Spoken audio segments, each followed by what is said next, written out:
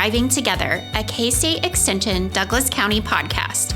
Each month, we dive into real conversations about what it means to raise healthy kids, build safer neighborhoods, and grow stronger together. From nutrition tips to parenting insights to community wellness and safety strategies, we're here to share stories, resources, and inspiration that help us all to thrive side by side. Because when families feel supported and communities come together, everyone has a chance to flourish. Get ready to thrive together.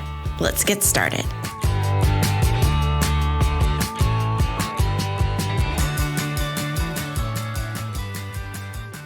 Okay, welcome back to this month's Thriving Together podcast. I'm Kaitlyn Peine, Community Health and Wellness Agent for our team here at K-State Extension Douglas County. And I'm Jenny Barnard, the Executive Director for LiveWell Douglas County and Coordinator for Safe Kids Douglas County. So when we think about healthy habits that can help us live a longer, healthier life, what comes to mind for you? Yeah, so immediately I just think of the ones that we've sort of mentioned before, drinking more water, making sure we get fruits and veggies. Those are things that I'm always striving for to get more of in my life, in my family's life. Yep.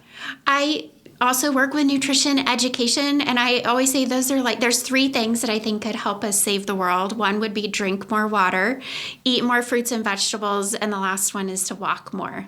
All three simple habits that I think all of us could probably do a little more of and incorporate into our daily lives to live hopefully happier, longer lives. So those are some of the same ones that I thought of too. Many folks don't realize that volunteering is good for your health too. Today, we'll explore some of the mental, physical, and social benefits of volunteering and share some opportunities to help give back to the community through K-State Extension and LiveWell Douglas County. Okay, so I have to tell a quick story. After we decided to do about this topic and do a little digging into it, there was a lot more research than I realized around volunteerism.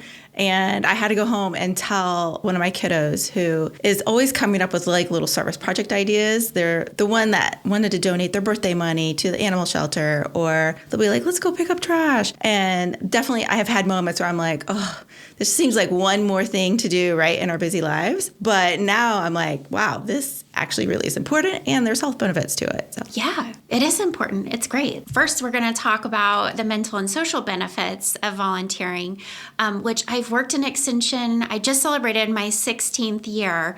I should have gotten a cake or something, but that totally blew by. It always happens during a very busy part of the year. But 16 years in Extension, and one of the grassroots programs in Extension is really volunteering, right? We heavily rely on our gracious volunteers. There's about 18, give or take, of us here in our office at K-State Extension Douglas County. And the reality is we have hundreds of volunteers out in the community expanding our capacity and reach in Douglas County. And it's thanks to the time that they're giving to our organization that we're really able to reach so many more folks living in Douglas County through their expertise and talent. And really, I believe, and the research is going to say too, one of the main benefits to volunteering is that mental and social aspects. So volunteering can be a formal position in an organization, or it could be random acts of kindness. It could be short-term or more on a reoccurring schedule. We're going to talk about different types of volunteers later in the podcast. But regardless of what type of volunteer role or how long somebody is volunteering, there are mental and social health benefits that seem to be the same.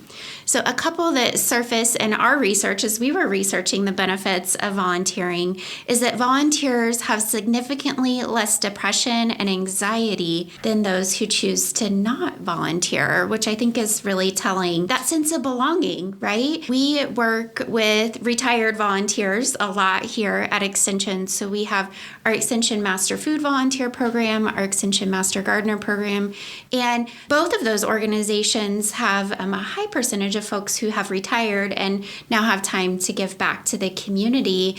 And retirement can kind of be isolating. Yeah, and I think that goes into that can be considered a loss of purpose, right? So if you have had an active career and then you're transitioning to that retirement period, some folks have that sense of of loss, right? Like, what am I doing every day? Why am I getting up? But volunteerism can help provide that sense of purpose, which is extremely important for our health. It is totally. So, Jenny, my dad recently retired about a year ago and actually moved up to a brand new community up here to be closer to our family. And I've definitely seen that shift. Somebody who was a business owner who spent honestly almost all of his waking hours at his business, right? And then to retire and suddenly, like, I'm sure feel very relaxed and zen that you don't have that pressure anymore, but it's a huge shift.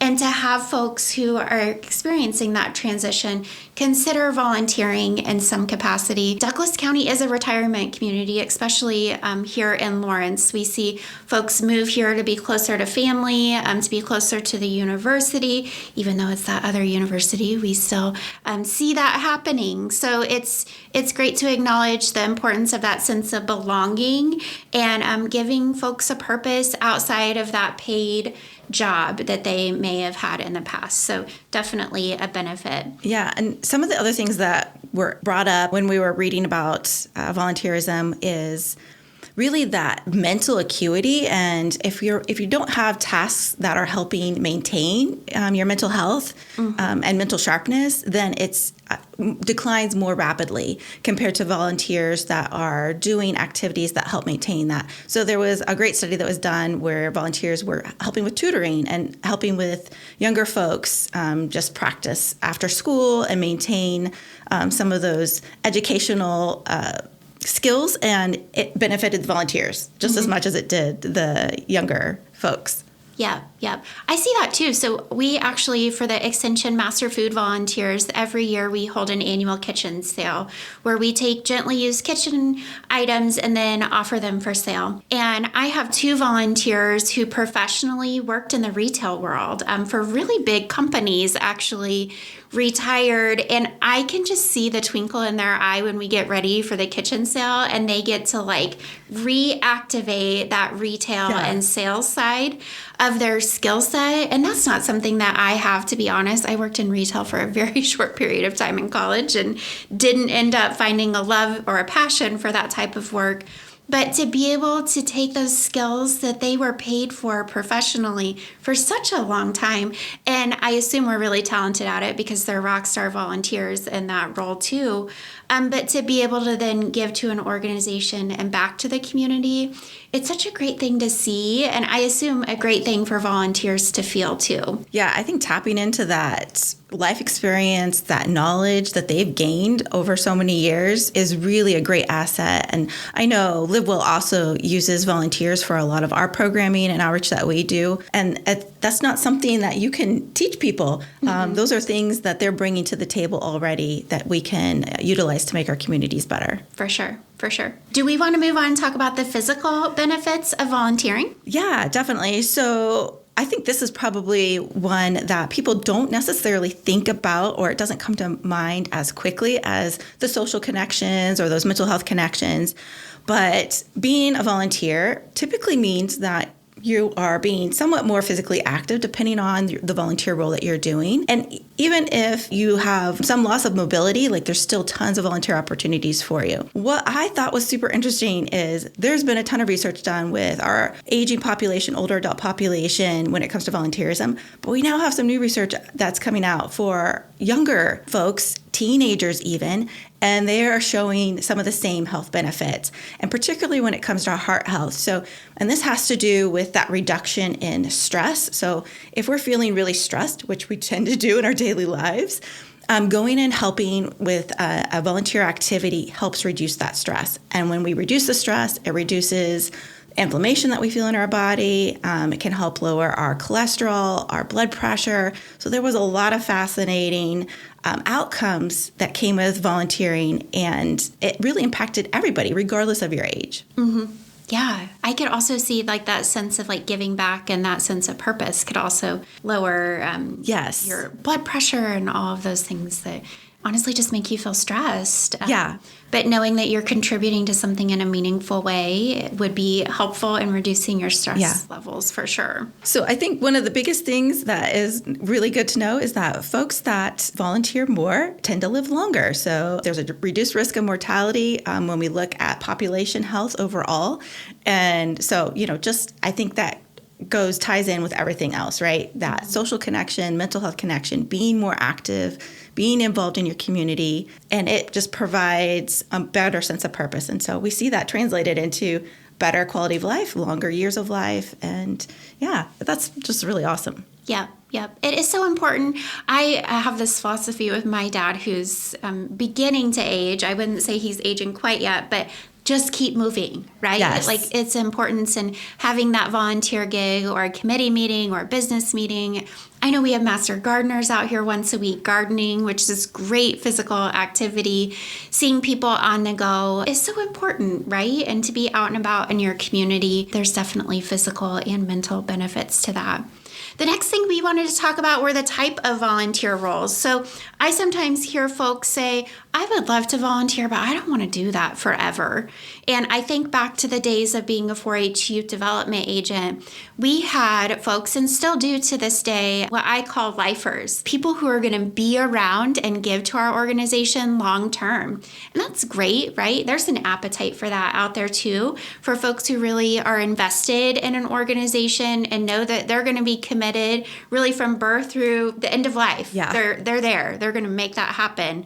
We also see, with as busy as folks are, whether that's people like us who have kids who maybe just don't have the time to commit to something like that long term, or we see retired folks who are giving to multiple organizations, and they may not be able to be a lifetime commitment volunteer just because they are volunteering in so many different roles. So there really are 3 types of volunteers that we see in our research. So one is episodic in nature, and that may mean that they come in.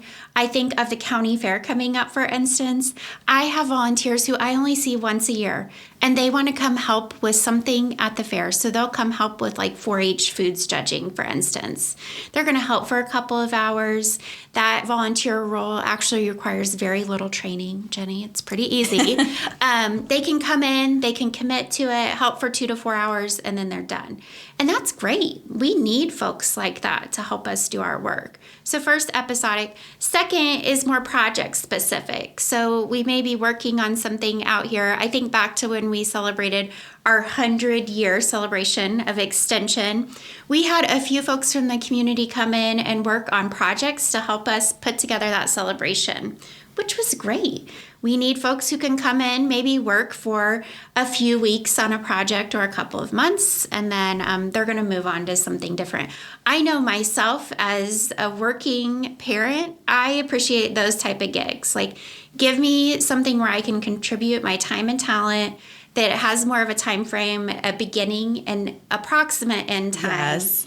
And I know what I'm going to have to pour into that. That's probably more realistic for me. Yeah, no, and that's definitely personally what I tend to have time to be able to do. And for the volunteer opportunities that we offer through LiveWell and Safe Kids, those are the types of projects that I tend to offer the most, because I get the most volunteers that will participate are the ones that have sort of those clear start and end dates or a shorter time commitment. It's just easier to work into your schedule, and I think it helps reduce the uncertainty of how long am I committing to this?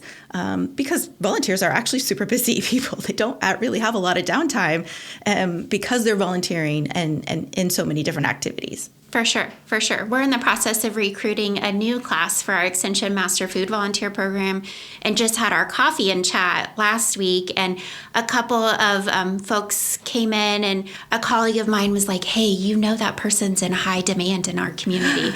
And I didn't, honestly, naively, I was like, no, she recently retired, and lots of people are excited about her volunteering. I'm like, oh, well, that's exciting that she's considering our organization. That's super awesome. But also knowing that folks who are rock star people in the community and then want to give back are usually in high demand. I see a lot of volunteers who are also master food volunteers who also happen to have a passion for gardening, which makes sense, right? If you're going to have this garden, you harvest your produce, then you need to do something with that, right? So you're probably going to also be passionate about being in the kitchen and cooking.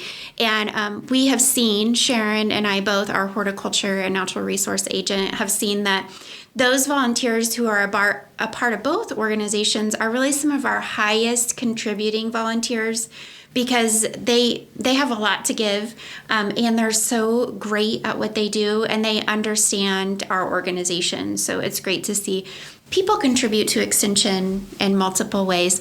So we also talked about the long-term volunteer gig. When I see some of our volunteer opportunities, like the Extension Master Food volunteers and like the Extension Master Gardeners, even our 4-H volunteers too, those do tend to be a little bit longer term. So they're not episodic. They're usually not project specific. While you may join the organization and you're likely going to get wrapped into being on a committee to help us mobilize the mark, that usually being a part of these organizations ends up being a multiple year kind of commitment, but also knowing that sometimes people get into our organization and life changes. Maybe their health declines.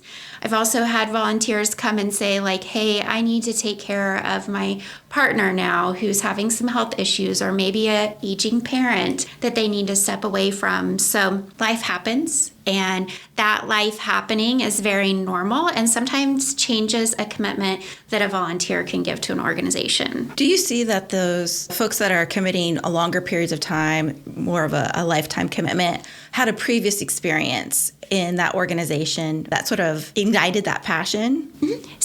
Sometimes, for sure. I will say the volunteers who are what we call an extension volunteer, so somebody who's a part of the Master Food and Master Gardener program, they have had some sort of like initial interaction with either organization. Primarily ends up first being the Master Gardeners. They learn about the Master Food volunteer program and then end up being committed longer term. So yeah, it's all over the place.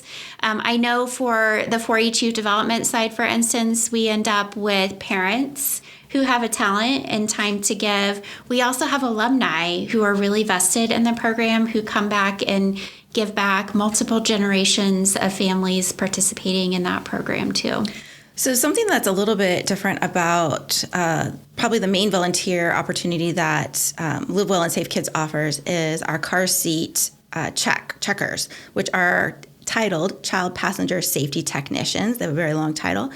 And it does require some training. So people do have to commit to going to a training to be able to be certified to volunteer their time to help community members with car seats and checking car seats and making sure that they're safe. And so that is something that I think volunteerism can also offer, is sometimes there's some new education or new training opportunities that are typically paid for. I know for our Safe Kids, we can pay for the training opportunities or help subsidize those for individuals. And goes back to that learning, right? Being able to learn new skills, expanding our mental capacity. And folks that have gone through that training really, I think, are surprised with how much they've learned and how they're able to give back. So I know Master Food volunteers, they have a similar type training process that they go through. For sure. So to become an Extension Master Food volunteer, we require about 30 hours of training prior. That here lately has happened every fall, which is part of why we wanted to talk about volunteering today, is that we have just opened up registration for our new class of volunteers for the Extension Master Food Volunteer Program. So we're going to put a link down at the bottom here so folks can see where they can actually access the training dates, the time frame. They're all out here on the fairgrounds. There is a fee associated with our training just so we can cover the cost of food and materials. You get an apron and a name tag at the end, which is really exciting. Yes, for all of the volunteers.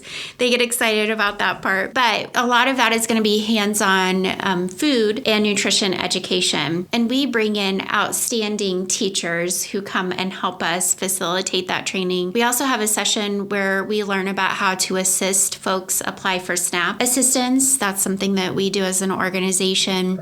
At that same session, we're going to dive into food insecurity and what that looks like in Douglas County, because that's one of the priorities of that organization, is to continue to move the needle to improve food security in Douglas County. So ongoing education is something that is an expectation of our organization. We ask our volunteers annually to do a minimum of 10 hours a year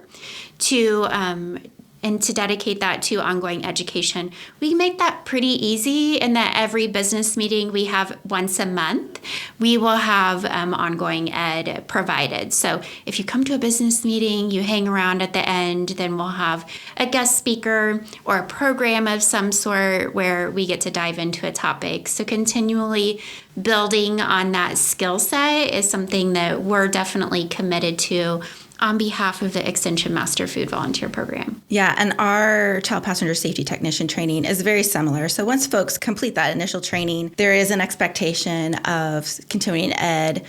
Those are easy to get through either online opportunities or also some in-person trainings as well. Our commitment, I think, is 6 hours, so it's very doable. You can spread it out and fit it into your schedule, but it helps you maintain your knowledge base, because things are always changing, new information's coming out, regulations change.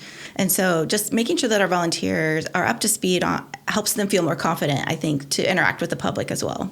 Yeah, for sure. I've never heard anyone complain about the opportunity to learn more. Usually if they're with us, they're a lifelong learner, right? So they get excited. And I know this week we actually have a business meeting, and we're going to be hearing from Nancy O'Connor with Growing Food, Growing Health, and some of the work she's doing, which will actually end up threading with a project that we're going to do in the future. So it's just a great opportunity to learn more about what's going on in the community, and also the topic that whatever organization you get to be a part of is going to present. So it's super exciting. So yeah, we'll provide information for folks to learn more about those volunteer opportunities that we've talked about. At any time, people can reach out, not just our organizations, but organizations across Douglas County are always looking for volunteers. There's lots of volunteer opportunities, which is one of the great things about Douglas County, is that we have a community that really cares about each other and wants to give back in different ways. Yes, for sure. I've done this job in another community and then came here early on in my career, and immediately I was just impressed by the sense of community Douglas County has. There are lots of ways for folks to give back and get engaged, and if you get into a volunteer gig and realize it's not for you, that's okay. And I know that's happened to me personally. I was actually just reflecting on that with Jenny yesterday. But know that none of these volunteer roles have to be a lifetime commitment. You do not have to be that long-term volunteer. If you get in some space and you realize it's just not a good fit, or it's not sparking joy for you, as cheesy as that sounds, that's okay, right? Yeah, there are lots of opportunities, lots of organizations that would love to probably share their volunteer opportunities with you. Yeah, definitely. So fun fact before we wrap up and get out of here, I found out that Kansas is actually in the top 10 states for volunteerism. I just thought that was fantastic, because we already instinctively sort of know that we have great volunteers, but it's nice to see it reflected in the national data, which came from the Census Bureau. So feel proud about the state that you're living in and Douglas County, because we really do a good job of taking care of each other. Yeah, good work, Kansas. Good job. So wrapping up, we talked a lot about the benefits of volunteerism for our mental, social health, physical health, and different ways that you guys can get involved with volunteering. So look out for those small acts of kindness that you can do. Maybe start small, and then you can work up to some larger volunteer opportunities. For sure. Just keep in mind that when you help others, you are really helping yourself. Oh, love that. Yeah. Thanks so much for joining us. Thank you. Thank you for listening to K-State Extension Douglas County's podcast. We hope you tune in again for not only more research-based information and resources you can trust, but also good conversation. Until next time.